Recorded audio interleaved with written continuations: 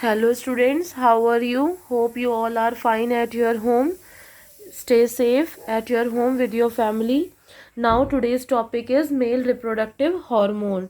Earlier we have taught about the male reproductive system and female reproductive system. We also in the previous lecture we also learned about the spermatogenesis and now the today's topic is male reproductive hormone. तो आज हमें ये देखना है बेटा कि हमारे जो मेल में कौन कौन से ह्यूमन बींग, क्योंकि हम ह्यूमन रिप्रोडक्शन पढ़ रहे हैं तो हम देखेंगे कि मेल में जो ह्यूमंस होते हैं उनमें कौन कौन से हार्मोन्स होते हैं और वो किस चीज़ के लिए रिस्पॉन्सिबल होते हैं और हमारा जो स्पर्म होता है उसका स्ट्रक्चर कैसा होता है।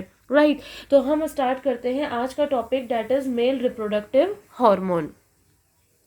तो ये जो चार्ट बना हुआ है, this chart represent all the hormones which are secreted from the different parts of our brain. ठीक है, आप ये देख रहे हो ये क्या है, हाइपोथैलेमस है। और मैं आपको पहले क्लास 11th में केमिकल कंट्रोल एंड कोऑर्डिनेशन में बता चुकी हूँ कि हाइपोथैलेमस से ही सारे रिलीजिंग फैक्टर और सारे इनहिबिटिंग फैक्टर्स निकलते हैं। राइट, तो यहाँ पर आप पहले देखो हो क्या रहा है, हाइपोथैलेमस है। ठीक है, it is situated in the brain, you already know in the chapter neural control and coordination. Hypothalamus से क्या निकला, जीएनआरएच। जीएनआरएच क्या होता है, growth gonadotropin releasing hormone. GnRH क्या होता है आपको पता है, जीएनआरएच जो होता है, GnRH represent for gonadotropin releasing hormone.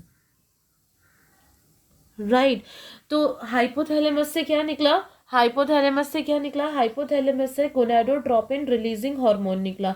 इस गोनाडोट्रोपिन रिलीजिंग हार्मोन ने कहाँ पर जाकर एक्ट किया, एंटीरियर पिट्यूटरी। हमने केमिकल कंट्रोल एंड कोऑर्डिनेशन में पढ़ा था कि हार्मोन जहाँ से हम हार्मोन के निकलने का सोर्स अलग होता है और एक्ट करने का सोर्स अलग होता है। तो यहाँ पर सबसे पहले अभी देखो हार्मोन नहीं निकला है, अभी रिलीजिंग फैक्टर्स निकल रहे हैं। और मैंने आपको पहले ही बताया कि रिलीजिंग फैक्टर और इनहिबिटिंग फैक्टर जो है वो हाइपोथैलेमस से निकलते हैं। तो हाइपोथैलेमस से गोनाडोट्रोपिन रिलीजिंग हार्मोन निकला। ये रिलीजिंग हार्मोन, रिलीजिंग मतलब किसी चीज़ को रिलीज कराना है। ठीक है, तो ये इसने कौन से ग्लैंड पर जाकर एक्ट किया, एंटीरियर पिट्यूटरी वाले पार्ट पर जाकर एक्ट किया। एंटीरियर पिट्यूटरी जो है वो सोर्स है, किस चीज़ का सोर्स है, एफएसएच हार्मोन का सोर्स है और आईसीएसएच एलएच हार्मोन का सोर्स है। ठीक है, आईसीएसएच क्या है, इंटरस्टिशियल सेल स्टिमुलेटिंग हार्मोन। और एलएच क्या है, आपको पता ही है, एलएच क्या है, ल्यूटिनाइजिंग हार्मोन है। ठीक है, एफएसएच क्या है, फॉलिकल स्टिमुलेटिंग हार्मोन है। तो जैसी जीएनआरएच एंटीरियर पिट्यूटरी पे गया, एंटीरियर पिट्यूटरी से दो हार्मोन रिलीज हुए, एक हुआ आईसीएसएच एलएच और दूसरा हुआ एफएसएच। आईसीएसएच और एलएच कहाँ पर जाकर एक्ट किया, लेडिक सेल्स पर। और आपको पता है लेडिक सेल्स किसे कहते हैं, इंटरस्टिशियल सेल्स को बोलते हैं।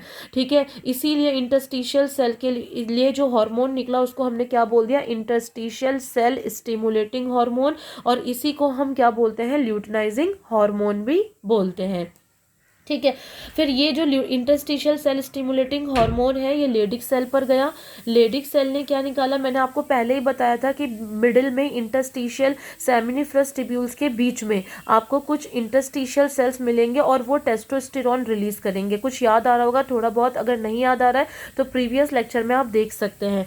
तो आईसीएसएच ने लेडिक सेल पे एक्ट किया, लेडिक सेल ने टेस्टोस्टेरोन निकाला। ठीक है, निकाल दिया गया। लेकिन बेटा आपको पता है कि हमारी बॉडी में कोई भी हार्मोन की कमी भी जो होती है वो डेंजरस होती है। और कोई भी हार्मोन की कमी से क्या हो जाती है, डिफिशिएंसी हो जाती है। और कोई भी हार्मोन अगर अपनी एक्सेस में होता है तो भी क्या हो जाता है, टॉक्सिसिटी हो जाती है।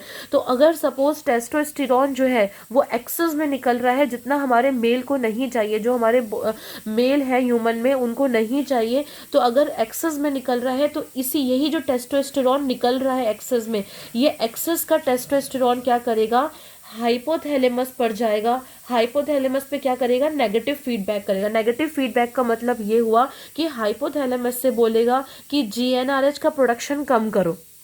जीएनआरएच का प्रोडक्शन कम होगा तो वो एंटीरियर पिट्यूटरी को कम सिग्नल देगा, एंटीरियर पिट्यूटरी को कम सिग्नल देगा तो वो आईसीएसएच एलएच का हार्मोन जो है उसको कम रिलीज कराएगा, कम रिलीज कराएगा तो लेडिक सेल पर कम एक्ट होगा और लेडिक सेल जो है वो टेस्टोस्टेरॉन को कम निकालेगा या फिर नहीं निकालेगा। तो नेगेटिव का मतलब होता है जो चीज़ प्रोड्यूस हो रही है वो खुद ही अपने आप को, वो खुद ही ये सिग्नल भेज रही है कि मेरा प्रोडक्शन बंद करो। समझ में आया? नेगेटिव फीडबैक का मतलब होता है जिस चीज़ का प्रोडक्शन हो रहा है वो खुद ही सिग्नल दे रहा है कि मेरा प्रोडक्शन बंद करो क्योंकि मैं एक्सेस में आ चुका हूँ। आई बात समझ में? तो टेस्टोस्टेरॉन जब एक्सेस में आया तो उसने नेगेटिव फीडबैक दिया हाइपोथैलेमस को कि मेरे को अब बॉडी में रिक्वायरमेंट नहीं है, मैं एक्सेस में ऑलरेडी प्रेजेंट हूँ, इसीलिए अब लेडिक सेल से टेस्टोस्टेरॉन नहीं निकलना चाहिए। राइट? ऐसी क्या हुआ कि एंटीरियर पिट्यूटरी से एफएसएच निकला और एफएसएच ने कहाँ पर जाकर एक्ट किया? सर्टोली सेल पर। जैसे आईसीएसएच ने लेडिक सेल पे काम किया था वैसे ही एफएसएच किस पे काम करेगा? सर्टोली सेल पर। और सर्टोली सेल से दो चीज़ें निकलेंगी, एक तो निकलेगा एंड्रोजन बाइंडिंग प्रोटीन। एक क्या निकलेगा? एबीपी मतलब एंड्रोजन बाइंडिंग प्रोटीन। ठीक है, एक तो निकलेगा एंड्रोजन बाइंडिंग प्रोटीन। एंड्रोजन आपको पता है किसे बोलते हैं? टेस्टोस्टेरॉन को बोलते हैं, मेल हार्मोन को बोलते हैं। तो एंड्रोजन को बाइंडिंग करने वाले प्रोटीन निकलेंगे, यानी कि टेस्टोस्टेरॉन से जो बाइंड करते हैं प्रोटीन वो निकलेंगे। और दूसरा एफएसएच सर्टोली सेल से क्या करवाएगा? एक्सेस स्पर्मेटोजेनेसिस, मतलब जितना ज़्यादा एफएसएच निकलता जाएगा उतनी ज़्यादा स्पर्मेटोजेनेसिस होती जाएगी। बट अगर हमारी बॉडी में ज़्यादा, अगर ह्यूमन की बॉडी में, ह्यूमन मेल की बॉडी में ज़्यादा से ज़्यादा स्पर्म का प्रोडक्शन होगा तो वो भी डेंजरस है। तो जब ज़्यादा स्पर्मेटोजेनेसिस हो जाएगी तो अब बताओ जब ज़्यादा होगी तो क्या होगा? फिर से नेगेटिव फीडबैक होगा। और मैंने आपको बताया था कि नेगेटिव फीडबैक का मतलब क्या होता है कि जो चीज़ निकल रही है वो अपने प्रोडक्शन को खुद ही रोक रही है। ठीक है, तो ये क्या होगा? ये जो एक्सेस स्पर्मेटोजेनेसिस है, ये सिग्नल, ये जो एक्सेस स्पर्मेटोजेनेसिस है जब ज़्यादा होगी स्पर्मेटोजेनेसिस तो ये एक हार्मोन निकालेगी डेट इज़ इनहिबिन। और ये हार्मोन दो जगह पर जाकर एक्ट करेगा। सबसे ज़्यादा मेनली लिख रखा है मैंने, सबसे ज़्यादा ये नेगेटिव फीडबैक देगा एंटीरियर पिट्यूटरी को। उसके बाद ये नेग्लिजिबल अमाउंट का फीडबैक देगा, नेग्लिजिबल अमाउंट का फीडबैक देगा हाइपोथैलेमस पर। मतलब हाइपोथैलेमस पर इसका ज़्यादा असर नहीं होगा, ज़्यादा काम ये किस पर करवाएगा? एंटीरियर पिट्यूटरी पर करवाएगा। तो इनहिबिन, जब एक्सेस स्पर्मेटोजेनेसिस होगी तो इनहिबिन हार्मोन निकलेगा। ये इनहिबिन हार्मोन मेनली, वैसे तो दो जगह पर जाएगा, एंटीरियर पिट्यूटरी पे और हाइपोथैलेमस पर एंटीरियर पिट्यूटरी पे ये ज़्यादा काम करेगा और ये एंटीरियर पिट्यूटरी से एफएसएच का प्रोडक्शन निकालना कम करेगा। एफएसएच का प्रोडक्शन कम होगा तो सर्टोली सेल्स जो है स्पर्मेटोजेनेसिस कम करेगी। मेरी बात समझ में आ रही है? तो हमने दो नेगेटिव फीडबैक पढ़े। एक तो हमने आईसीएसएच के लेवल पर पढ़ा, ठीक है, नेगेटिव फीडबैक, और दूसरा हमने सर्टोली सेल के लेवल पर पढ़ा। अगर टेस्टोस्टेरॉन का प्रोडक्शन ज़्यादा होगा तो वो नेगेटिव फीडबैक देगा ताकि मेरा प्रोडक्शन कम हो। अगर एक्सेस स्पर्मेटोजेनेसिस होगी तो इनहिबिन निकलेगा और वो इनहिबिन एंटीरियर पिट्यूटरी से बोलेगा कि एफएसएच का अमाउंट कम से कम निकले ताकि स्पर्मेटोजेनेसिस जो है उसका अमाउंट डिक्रीज हो जाए। अब देखो जैसे कैसे इनहिबिन, अभी आपने इस डायग्राम में देखा था ना कि इनहिबिन कौन निकाल रहा था? इनहिबिन एक्सेस स्पर्मेटोजेनेसिस से निकल रही थी और ये एक्सेस स्पर्मेटोजेनेसिस कौन कर रहा था? सर्टोली सेल्स कर रहे थे। तो हम क्या बोलेंगे कि ये जो इनहिबिन है ये कौन सिक्रीट कर रहा है? सर्टोली सेल सिक्रीट कर रहा है। ठीक है, कब सिक्रीट कर रहा था इनहिबिन सर्टोली सेल? जब हमारा एक्सेस स्पर्मेटोजेनेसिस हो रही थी। तो जब हमारी एक्सेस स्पर्मेटोजेनेसिस हो रही है उसके रिस्पॉन्स में सर्टोली सेल्स क्या कर रहे हैं? इनहिबिन का सिक्रीशन कर रहे हैं। ठीक है, अब ये जो इनहिबिन है ये नेगेटिव फीडबैक किसको दे रहा है? एंटीरियर पिट्यूटरी को। आप यहाँ देखो ये इनहिबिन है, ये नेगेटिव फीडबैक किसको दे रहा है? एंटीरियर पिट्यूटरी को दे रहा है ना? तो ये नेगेटिव फीडबैक दे रहा है एंटीरियर पिट्यूटरी को, जिससे क्या हो रहा है? जिससे अभी एंटीरियर पिट्यूटरी को दे रहा है तो एंटीरियर पिट्यूटरी क्या कर रहा है? एफएसएच का प्रोडक्शन कम कर रहा है, नेगेटिव कर रहा है, कम कर रहा है। तो जिससे क्या हो रहा है? एफएसएच का जो रिलीज हो रहा है उसमें सप्रेशन आ रहा है।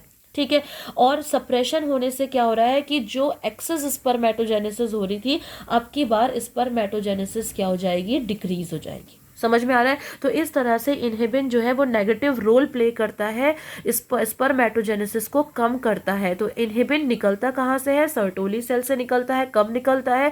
जब एक्सेस स्पर्मेटोजेनेसिस हो जाती है। ठीक है, कहाँ जाकर नेगेटिव फीडबैक देता है? एंटीरियर पिट्यूटरी पर। किस चीज़ की कमी कर देता है? एफएसएच के प्रोडक्शन से की कमी कर देता है, जिससे स्पर्मेटोजेनेसिस कम हो जाती है। ठीक है, उसके बाद हम बात करते हैं, अब हमने इसकी बात तो कर ली इनहिबिन की, अब हम बात करते हैं टेस्टोस्टेरोन की। तो आपको यहाँ से आप देखो कि जो ये टेस्टोस्टेरोन है कहाँ से निकल रहा है? लेडिक सेल से निकल रहा है। तो testosterone is secreted by Leydig cell. ठीक है, किस किस चीज़ के लिए एसेंशियल है बेटा? ये आपको नीट के लिए बहुत अच्छे से पढ़ना है। एक तो अगर टेस्टोस्टेरोन नहीं होगा, अगर मेल हार्मोन नहीं होगा तो स्पर्म का प्रोडक्शन भी नहीं होगा, यानी कि स्पर्म का प्रोडक्शन करने के लिए टेस्टोस्टेरोन का होना बहुत ज़रूरी है। दूसरा, बॉयज़ में जो सेकेंडरी सेक्सुअल कैरेक्टर्स आते हैं, ठीक है, जैसे उनके बियर्ड आती है, मुस्टेच आती है, ठीक है, वॉइस जो होती है उनकी वो हैवी हो जाती है। ठीक है, तो ये सारे जो होते हैं वो सेकेंडरी सेक्सुअल कैरेक्टर्स होते हैं। और ये बियर्ड का आना, मुस्टेच का आना, उनकी वॉइस भारी होना, ये सब के लिए भी कौन रिस्पॉन्सिबल होता है? टेस्टोस्टेरोन रिस्पॉन्सिबल होता है। और इस डायग्राम में आपने खुद ने देखा कि टेस्टोस्टेरोन क्या कर रहा है, इसका जो एक्सेस है वो नेगेटिव फीडबैक दे रहा है हाइपोथैलेमस को, ताकि टेस्टोस्टेरोन कम निकले। तो हम यहाँ पर बोल सकते हैं कि ये अपने आप ही नेगेटिव फीडबैक देता है, किसको? एचपी को। एचपी मतलब हाइपोथैलेमस को। और किसको दे रहा है? एपी को, एंटीरियर पिट्यूटरी को। ठीक है, कब दे रहा है? जब इसका लेवल एक्सेस में हो रहा है। जब इसका लेवल एक्सेस में हो रहा है तब ये सिग्नल दे रहा है हाइपोथैलेमस को और एंटीरियर पिट्यूटरी को सिग्नल दे रहा है, जिससे क्या हो रहा है? जब ये सिग्नल दे रहा है तो क्या हो रहा है? जीएनआरएच रुक जा रहा है, सप्रेस हो जा रहा है। जीएनआरएच सप्रेस हो जा रहा है। जीएनआरएच सप्रेस होगा तो क्या हो जाएगा? आईसीएसएच और एलएच भी सप्रेस हो जाएगा। तो जीएनआरएच सप्रेस हो रहा है तो एलएच भी सप्रेस हो रहा है। अगर एलएच सप्रेस हो गया तो लेडिक सेल को ये बोलेगा कि टेस्टोस्टेरोन ना निकालो या कम निकालो, तो जिससे क्या हो रहा है? लेस टेस्टोस्टेरोन का प्रोडक्शन हो रहा है। आ गई बात समझ में? तो एक तो टेस्टोस्टेरोन नेगेटिव फीडबैक देता है मेल में, और दूसरा इनहिबिन नेगेटिव फीडबैक देता है मेल में। ठीक है, उसके बाद हम बात करते हैं कि फीटल स्टेज में क्या होता है। जब बच्चा फीटस के फॉर्म में होता है तब प्लाज्मा के कंसंट्रेशन में इसका अमाउंट टेस्टोस्टेरोन का 30 मिलीग्राम पर ml निकलता है। 30 मिलीग्राम पर ml जो है प्लाज्मा में इसका कंसंट्रेशन मिलता है। और अगर टेस्टोस्टेरोन का इतना कंसंट्रेशन मिलेगा तभी टेस्टिस जो है वो कहाँ जाएंगी? टेस्टिस जो है वो स्क्रूटम में जाएंगी। मैंने आपको बताया था कि टेस्टिस बनती कहाँ है? एब्डोमिनल कैविटी में बनती है। और जब बच्चा बन जाता है, जब मेल बन जाता है, तो उसका जो उसका टेस्टिस होती है वो एब्डोमिनल कैविटी से डिसेंट हो जाती है। कहाँ पर? स्क्रूटम में, जहाँ पर उसकी बॉडी का टेम्परेचर कम रहता है। ठीक है, तो जो इसका कंसंट्रेशन, अगर टेस्टोस्टेरोन का कंसंट्रेशन इतना मिलेगा तभी जो टेस्टिस हैं वो डिसेंट होंगी। और ये टेस्टिस डिसेंट कहाँ होंगी?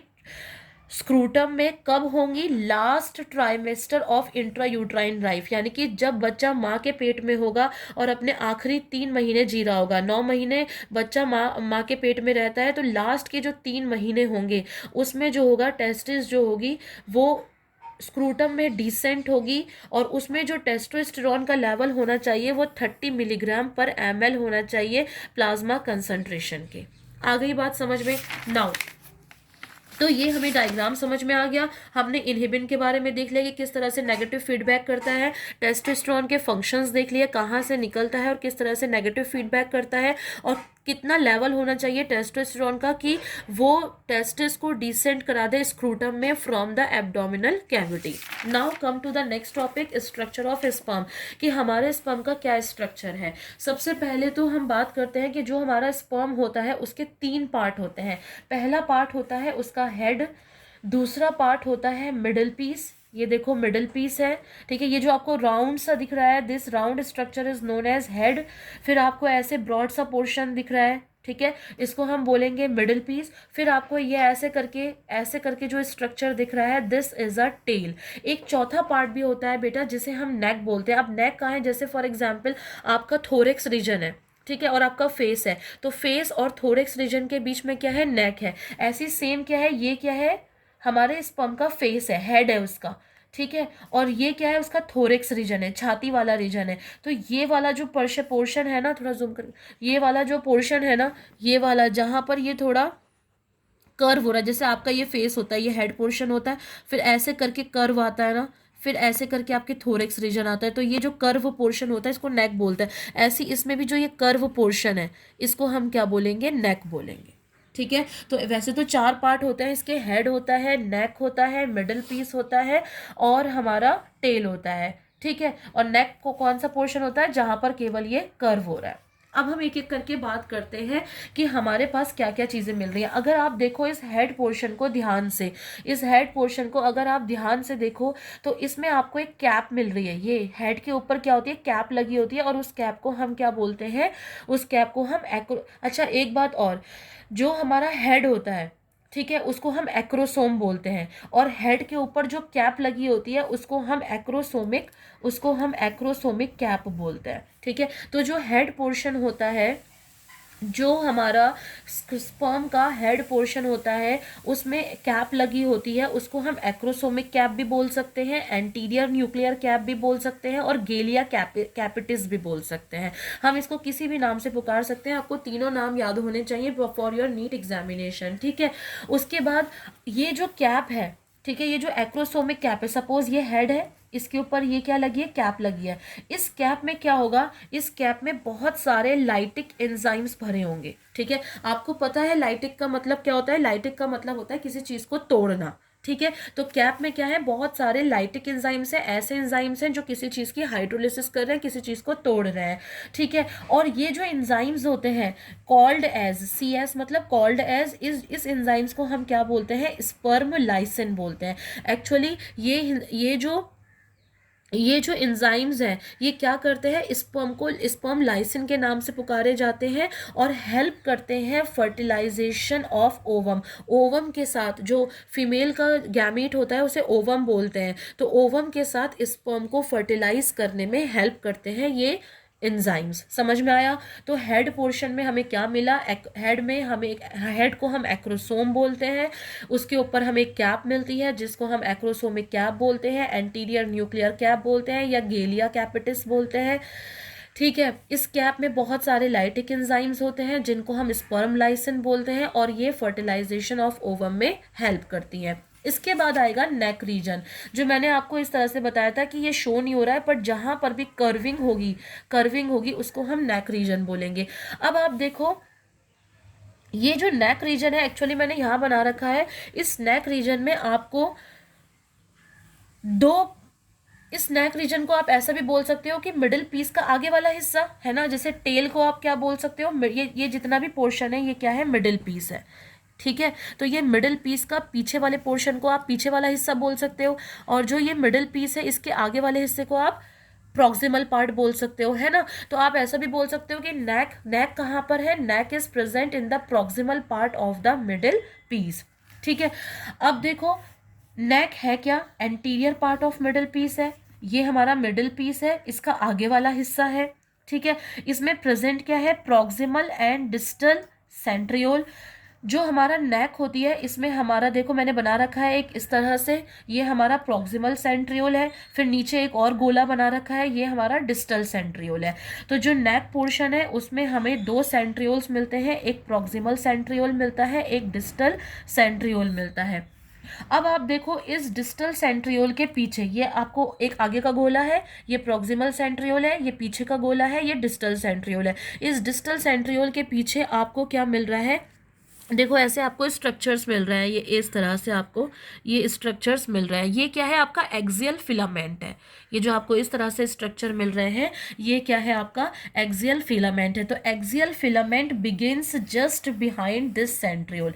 डिस्टल सेंट्रियोल के पीछे क्या स्टार्ट हो रहा है, एक्सियल फिलामेंट स्टार्ट हो रहा है, जो पूरे मिडिल पीस में पास हो रहा है, और मिडिल पीस के बाद भी देखो इस तरह से जा रहा है, ये अंदर से इस तरह से जा रहा है। मिडिल पीस में तो ऐसे ऐसे करके जा रहा है, मिडिल पीस में तो ऐसे ऐसे करके जा रहा है ना, मिडिल पीस में ऐसे ऐसे करके जा रहा है। और जैसे मिडिल पीस खत्म हुआ और टेल पोर्शन स्टार्ट हुआ तो इसने अपना फॉर्म चेंज कर ली, और इस फॉर्म में ये अंदर से जा रहा है। तो ये भी एक्सियल फिलामेंट है, और ये जो अंदर से जा रहा है ना टेल के, ये भी क्या है, एक्सियल फिलामेंट है। ठीक है, तो हम ऐसा बोलेंगे कि एक्सियल फिलामेंट स्टार्ट कहाँ से हो रहा है, डिस्टल सेंट्रियोल के बाद से स्टार्ट हो रहा है, कहाँ पर जाकर खत्म हो रहा है, टेल के एंड पर जाकर खत्म हो रहा है। ठीक है, अब हम बात करते हैं व्हाट इज एन्यूलस। ठीक है, एन्यूलस क्या होता है, एन्यूलस को हम रिंग सेंट्रियोल भी बोलते हैं और जेनसन्स रिंग्स भी बोलते हैं। ठीक है, अभी आप ये देखो, ये क्या है, ये हमारा मिडिल पीस है। ठीक है, ये हमारा मिडिल पीस है और ये हमारी क्या है, ये हमारा टेल है। आप देख रहे हो मिडिल पीस और टेल के बीच में मैंने ऐसे रिंग रिंग पोर्शन बना रखा है। ठीक है, ये मैंने यहाँ पर भी दिखा रखा है, देखो ये हमारा मिडिल पीस ऐसे आया था और ऐसे करके हमारी क्या आई है, टेल आई है। तो इसके बीच में क्या मिलेगा, एक रिंग पोर्शन मिलेगा। ठीक है, इस रिंग पोर्शन को, ये रिंग पोर्शन को आप क्या बोलोगे, the ring portion which is present at the junction between middle piece and the tail. ठीक है, इस रिंग पोर्शन को, ये जो रिंग है इसको हम क्या बोलेंगे, एन्यूलस बोलेंगे, रिंग सेंट्रियोल भी बोल सकते हैं और जेनसन्स रिंग भी बोल सकते हैं। आ गई बात समझ में। और इसी रिंग से क्या होता है, जो इसी रिंग से क्या होता है, इसी रिंग से ये जो एक्सियल फिलामेंट है ये यहाँ से मिडिल पीस से होता हुआ पास होता है कहाँ पर, टेल रीजन में। ठीक है, जैसे ये हमारा है ना, ये हमारा क्या है, मिडिल पीस है, फिर ये हमारा एक रिंग स्ट्रक्चर आया और फिर ये हमारी क्या आई, टेल आई। तो यहाँ से पास हो, ये मिडिल पीस आया ऐसे ऐसे करके, है ना, ऐसे ऐसे राउंड राउंड करके तो आ रहा था, और इस रिंग पोर्शन से इस फॉर्म में ट्रांसफर होगा फिर। ठीक है, तो ये जो रिंग पोर्शन है इसको हम क्या बोलेंगे, एन्यूलस बोलेंगे, रिंग सेंट्रियोल बोलेंगे। आ गई बात समझ में। अब एक और बात आती है, एक और नया वर्ड आता है, व्हाट इज नेबेनकर्न शीथ। नेबेनकर्न शीथ हम किसे बोलते हैं।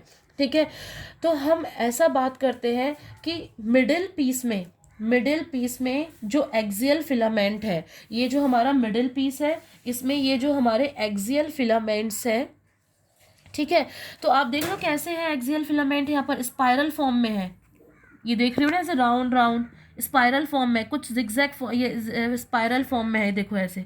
ठीक है, इस तरह से है, जैसे आपकी स्पाइरल बाइंडिंग होती है ना, ऐसे स्पाइरल फॉर्म में है ना, स्पाइरल फॉर्म में है।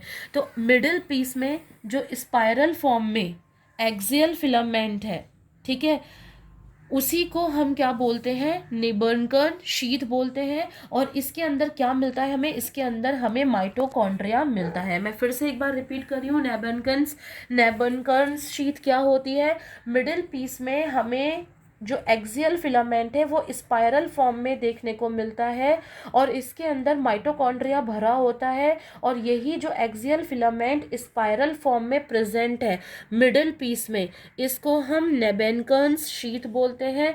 अगर माइटोकॉन्ड्रिया इसके अंदर भरा हुआ है तो ये क्या करेगा, एनर्जी देगा। किसके लिए एनर्जी देगा, टेल को एनर्जी देगा, ताकि टेल का मूवमेंट हो। टेल का मूवमेंट होगा जिसकी वजह से पूरे स्पर्म का मूवमेंट होगा, स्पर्म मूव करेगा तो फर्टिलाइजेशन होगा। समझ में आया। तो टेल को एनर्जी, स्पर्म का मूवमेंट कैसे होता है, टेल के मूवमेंट की वजह से। टेल का मूवमेंट कौन प्रोवाइड करता है, एनर्जी। वो एनर्जी कहाँ से आती है, माइटोकॉन्ड्रिया से। माइटोकॉन्ड्रिया कहाँ प्रेजेंट होता है, माइटोकॉन्ड्रिया मिडिल पीस में प्रेजेंट होता है in the form of spiral form. ये आप देख रहे हो स्पाइरल फॉर्म में, इस तरह से मिडिल पीस में। देखो मैंने आपको दो बात बताई, एक्सियल फिलामेंट स्टार्ट कहाँ से होगा, मिडिल पीस से स्टार्ट होगा, खत्म कहाँ होगा, टेल में। मिडिल पीस में तो ये स्पाइरल फॉर्म में प्रेजेंट होगा और टेल में ये ऐसा लंबा लंबा प्रेजेंट होगा। आ गई बात समझ में। तो ये जो स्पाइरल फॉर्म में प्रेजेंट है, केवल स्पाइरल फॉर्म के एक्सियल फिलामेंट में ही हमें माइटोकॉन्ड्रिया देखने को मिलेगा। और स्पाइरल फॉर्म का जो एक्सियल स्केलेटन है, एक्सियल फिलामेंट है, वो हमें केवल और केवल कहाँ मिलेगा, मिडिल पीस में मिलेगा। इसका मतलब ये हुआ कि मिडिल पीस जो है वो हमें एनर्जी दे रही है because of the presence of mitochondria. ठीक है, ओके। और एक बात और है कि ये जो हमारा एक्सियल फिलामेंट है, ठीक है, ये जो हमारा एक्सियल फिलामेंट है, ये हमारा एक्सियल फिलामेंट जो है बहुत सारे फिब्रिल्स से मिलकर बना है। और हमने फिब्रिल्स का जो हमारा अरेंजमेंट देखने को मिल रहा है वो हमें 9+2 का अरेंजमेंट देखने को मिल रहा है। और 9+2 का अरेंजमेंट हम ऑलरेडी पढ़ चुके हैं। सेंट्रियोल्स का अरेंजमेंट कहाँ पढ़ चुके हैं, हमारा cell the unit of life जो क्लास 11th में चैप्टर था। ठीक है, तो आप याद रखना, अगर कोई आपसे पूछेगा कि फिब्रिल्स का अरेंजमेंट कैसा होता है तो आप बोलोगे 9+2 का अरेंजमेंट होता है। तो ये तो हमारा एक्सियल फिलामेंट के बारे में हो गया। नेबरकन्स शीथ क्या होती है ये हमने बता दिया, एन्यूलस क्या होता है ये हमने बता दिया, ठीक है। हेड पार्ट पढ़ लिया हमने, नेक पार्ट पढ़ लिया। अब हम आते हैं अपने मिडिल पीस में। तो एक तो हम पहले ही बता चुके हैं कि मिडिल पीस में हमें नेबरकन्स शीथ मिलेगा।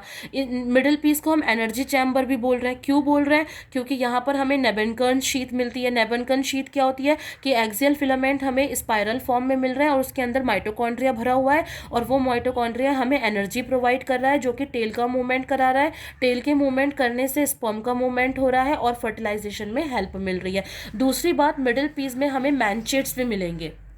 मिडिल पीस में हमें मैनचेट्स भी मिलेंगे। मैनचेट्स क्या होता है? थिन लेयर ऑफ साइटोप्लाज्म, यानी कि यहाँ पर आपको साइटोप्लाज्म भी मिलेगा। आपको बस बेटा इसमें ये याद रखना है कि आपको मिडिल पीस में क्या मिल रहा है, हेड पोर्शन में क्या मिल रहा है, टेल पोर्शन में क्या मिल रहा है और नेक पोर्शन में क्या मिल रहा है, क्योंकि यही सारी चीज़ें आपको नीट पूछेगा कि बताओ नेबनकन्स शीथ कहाँ प्रेजेंट होती है, बताओ माइटोकॉन्ड्रिया कहाँ प्रेजेंट होता है, बताओ न्यूक्लियस कहाँ प्रेजेंट होता है, बताओ एक्रोसोम कहाँ प्रेजेंट होता है। तो आपको ये सारी चीज़ें मगअप करनी है, ठीक है। तो मैनचेट्स क्या होता है? थिन लेयर ऑफ साइटोप्लाज्म होता है, ये भी आपको मिडिल लेयर में मिलेगा। दूसरी बात, रिंग सेंट्रियोल, अभी हम ऊपर पढ़ चुके हैं रिंग सेंट्रियोल के बारे में। तो रिंग सेंट्रियोल भी हमें कहाँ मिल रहा है? रिंग सेंट्रियोल भी हमें मिडिल पीस के आखिरी वाले पार्ट में, देखो आखिरी में है ना, तो मिडिल पीस के आखिरी वाले पार्ट में, डिस्टल पार्ट में हमें रिंग सेंट्रियोल भी मिल रहा है। रिंग सेंट्रियोल का फंक्शन अभी तक अननोन है, ठीक है। इसके बाद आते हैं हम अपने सबसे लास्ट पोर्शन में, डेट इज टेल। देखो ये जो आपको ऐसे करके बनी हुई है, this is a tail portion, है ना। तो हम आते हैं टेल पोर्शन में। ये आप देख रहे हो पूरे डायग्राम में सबसे लंबा पार्ट यही बना हुआ है, ठीक है। तो this is the longest part of the sperm. Movement of sperm किससे होता है? टेल के मूवमेंट से होता है। मैं अभी ऑलरेडी बता चुकी हूँ टेल का मूवमेंट किससे होता है? माइटोकॉन्ड्रिया से होता है। माइटोकॉन्ड्रिया कौन प्रोवाइड करता है? मिडिल पीस प्रोवाइड करता है, ठीक है। Distal centriole act as a basal body and produce axonema. जो डिस्टल सेंट्रियोल होता है बेटा, वो बेसल बॉडी की तरह काम करता है और एक पूरा एक्सोनिमा बनाता है। आपको पता है एक्सोनिमा क्या होता है? एक्सोनिमा का मतलब होता है 9+2 का अरेंजमेंट। तो ये जो 9+2 का अरेंजमेंट बना रहा है, ये कौन बना रहा है? डिस्टल सेंट्रियोल बना रहा है। तो this is all about the structure of sperm and the mail reproductive hormone. I hope कि आपको समझ में आया होगा। जो समझ में नहीं आया वो जब हम अपने जूम ऐप पे डाउट सेशन लेंगे, वहाँ से आप प्लीज़ मेरे से कॉन्टेक्ट कीजिएगा। Thank you so much, bye bye.